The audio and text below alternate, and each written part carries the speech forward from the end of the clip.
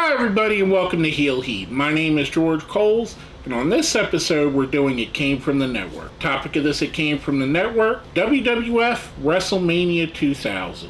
Now this comes to us as a suggestion from our good friend Ryan Hadley.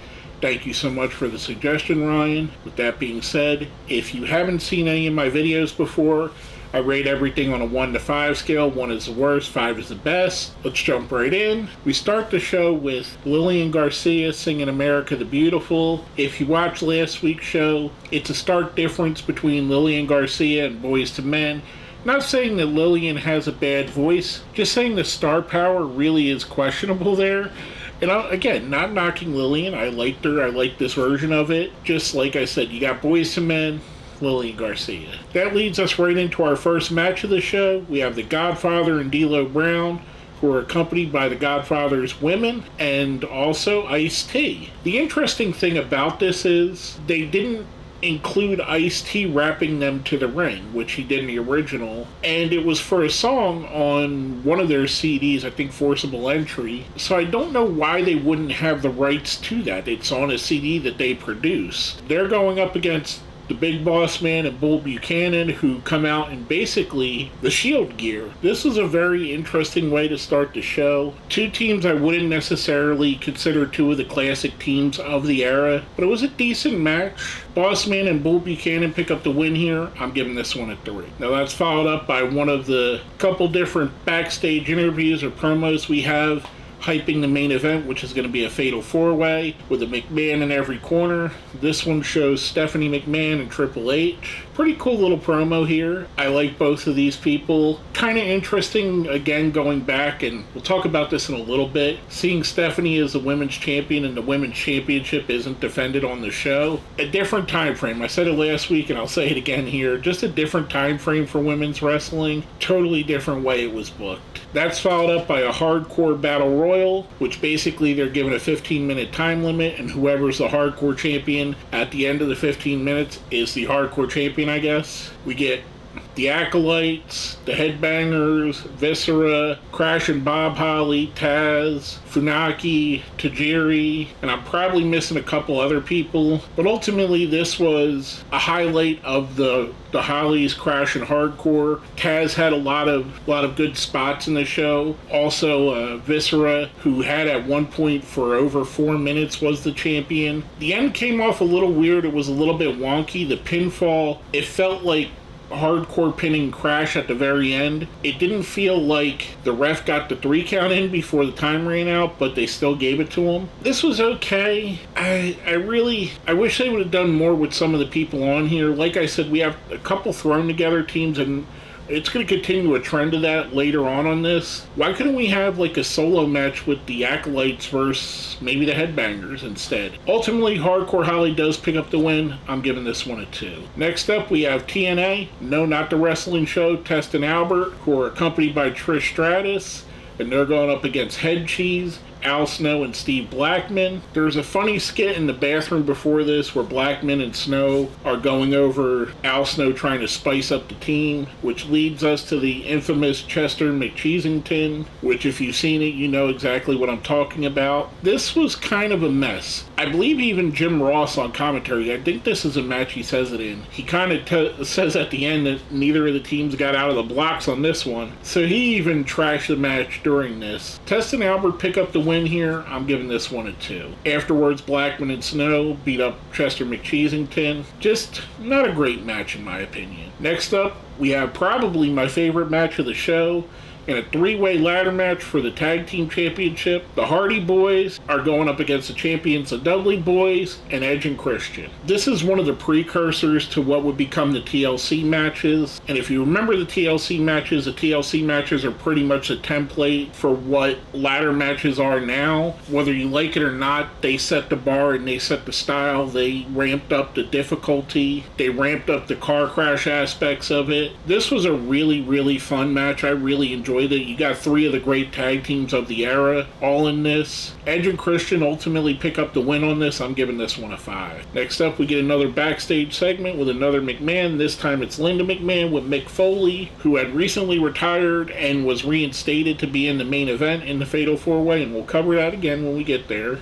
Cool little segment. Mick flubbed a line here, which is kind of funny.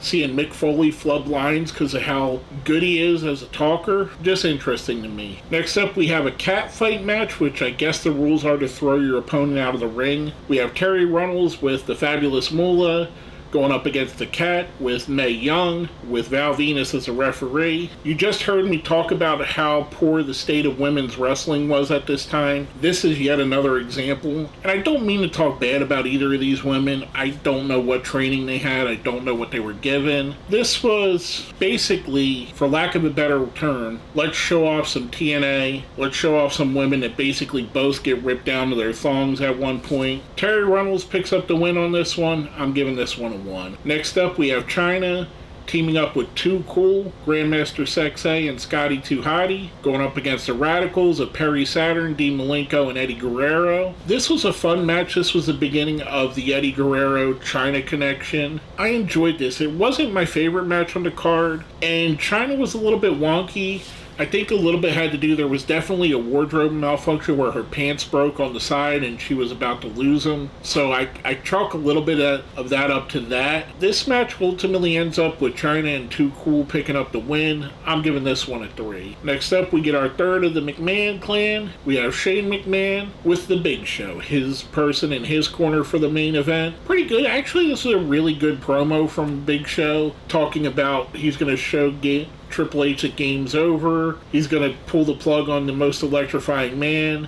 And he's going to finally retire Mick Foley. Very good interview by Big Show, in my opinion. Now, next up, and I said it last week, I'm going to say it again. I preference all his matches by saying I do not condone what he did. I do not approve of him. His end of his life was disgusting, but I have to cover it because it's part of this. We have a triple threat match where the first fall, you win the Intercontinental Championship. The second fall, you win the European title. Kurt Angle is defending both belts against Chris Jericho and Chris Benoit. And now you see why I had to make the disclaimer. This was an absolutely fantastic match. I try to stay as unbiased and forgiving as I can be to judge the match on the match's merits itself. I thought this was fun. Benoit picks up the first win to win the Intercontinental Championship. Jericho picks up the second win to win the European title. So ultimately, Kurt Angle comes in with 2 championships, leaves with none. I'm giving this one a 5. I thought it was really good. Again, I definitely understand if you can't watch Benoit matches and you think badly of him. It makes total sense to me, but it was a very enjoyable match. Now, last but not least, we get the final McMahon, Vincent Kennedy McMahon, and he's talking about The Rock. Unfortunately, The Rock is not with him, so that was kind of telling of what would happen later. We shoot back to Triple H and Stephanie McMahon,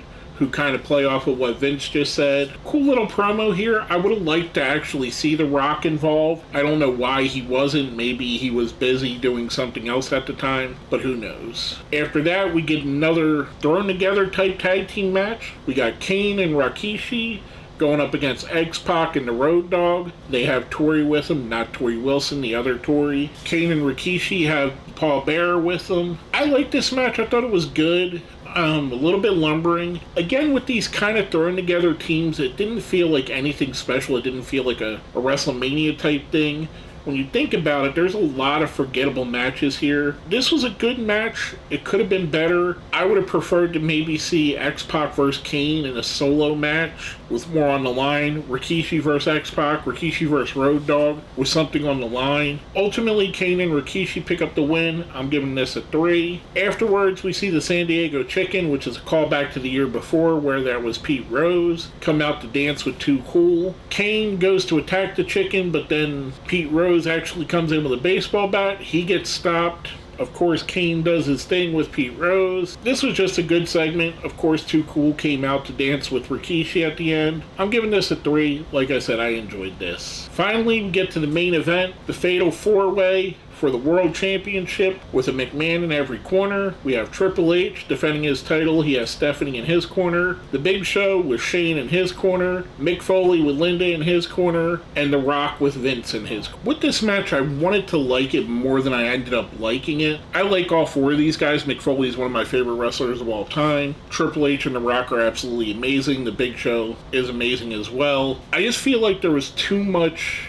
emphasis put on the McMahon family. This felt more like a McMahon thing than it did the four amazing talents that you had in the ring. It's an elimination. Big Show gets eliminated first, kind of surprisingly. Then Mick Foley gets eliminated second, gets a huge ovation. Basically, this was to be his retirement match, which we all know it wasn't. Which brings us down to Triple H and The Rock. Ultimately, Triple H beats The Rock when Vince kind of turns on him, thus reuniting with Stephanie. Again, it was more about the McMahons than the match.